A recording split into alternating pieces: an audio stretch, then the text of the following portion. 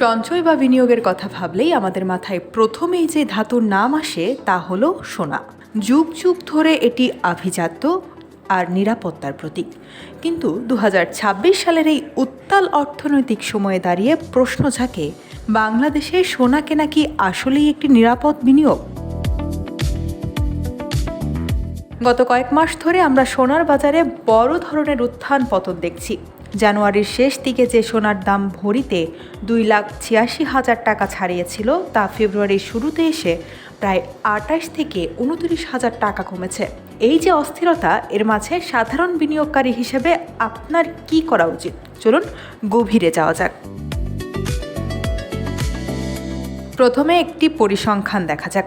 Bangladesh jewellers association বা বাজুসের সর্বশেষ তথ্য অনুযায়ী 4 ফেব্রুয়ারি সোনার বাজারে বড় ধরনের লাভ দেখা গেছে। গত কয়েকদিনের নাটকীয় পরিবর্তনের পর আজ 22 ক্যারেট সোনার ভরি দাঁড়িয়েছে 2,62,090 টাকা। এছাড়া 21 ক্যারেট 2,50,193 টাকা এবং 18 ক্যারেট 2,14,443 টাকার আশেপাশে বেচাকেনা হচ্ছে। তথ্যটি চমকে দেওয়ার মতো হলেও সত্য যে গত 25 বছরে বাংলাদেশে সোনার দাম বেড়েছে 3,600%-এরও বেশি। 2000 সালে যে সোনার ভরি ছিল মাত্র 6,900 টাকা, তা আজ 2.5 লাখ ছাড়িয়েছে। বিশেষ করে 2025 সালে বিশ্ববাজারে সোনার দাম 64% বৃদ্ধি পাওয়ায় এর প্রভাব আমাদের স্থানীয় বাজারেও স্পষ্ট। অর্থাৎ দীর্ঘমেয়াদে সোনা কখনোই তার মালিককে নিরাশ করেনি। তাহলে সোনার সুবিধাগুলো কি?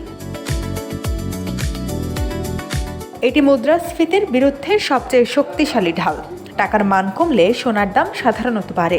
এটি অত্যন্ত লিকুইড সম্পদ। বিপদের সময় যে কোনো জুয়েলারি দোকানে এটি দ্রুত বিক্রি করে নগদ টাকা পাওয়া যায়। কিন্তু মুদ্রার উল্টো পিঠও আছে।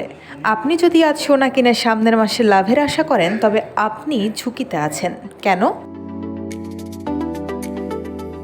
প্রথমত, সোনার মেকিং চার্জ এবং ভ্যাট। আপনি যখন গয়না কিনছেন তখন আপনাকে 5% ভ্যাট এবং 6 থেকে 17 মেকিং চার্জ দিতে হচ্ছে। কিন্তু যখন বিক্রি করবেন তখন এই বাড়তি খরচগুলো আপনি ফেরত পাবেন না। দ্বিতীয়ত, স্টোরেজ বা নিরাপত্তা ঝুঁকি। চুরি বা হারানোর ভয় তো আছেই, সাথে বাজারে নকল সোনার ভিড়ে আসলটি চিনে নেওয়াটাও বড় চ্যালেঞ্জ। এখন মূল প্রশ্নে আসি, সোনা কি নিরাপদ?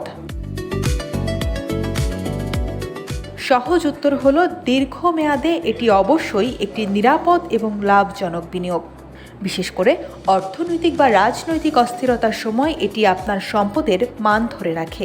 একে আমরা বলি সেফ হ্যাভেন। তবে স্বল্প মেয়াদে এটি মোটেও নিরাপদ নয়।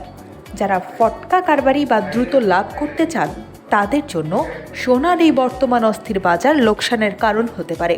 বিশেষজ্ঞরা সোনাকে কেবল বিনিয়োগ হিসেবে না দেখে বরং হেজ বা সুরক্ষা কবচ হিসেবে দেখার পরামর্শ দেন। সবশেষে আপনার জন্য ছোট কিছু টিপস। বিনিয়োগের উদ্দেশ্যে কিনলে গয়নার চেয়ে গোল্ড বার বা কয়েন কিনুন, এতে মেকিং চার্জ কম। সবসময় বিশ্বস্ত এবং লাইসেন্সপ্রাপ্ত দোকান থেকে কিনুন। আপনার মোট বিনিয়োগের বড়জোর 5 থেকে 10% সোনায় রাখুন। বাকিটা স্টক বা ফিক্সড ডিপোজিটে বৈচিত্র্যময় করে তুলুন।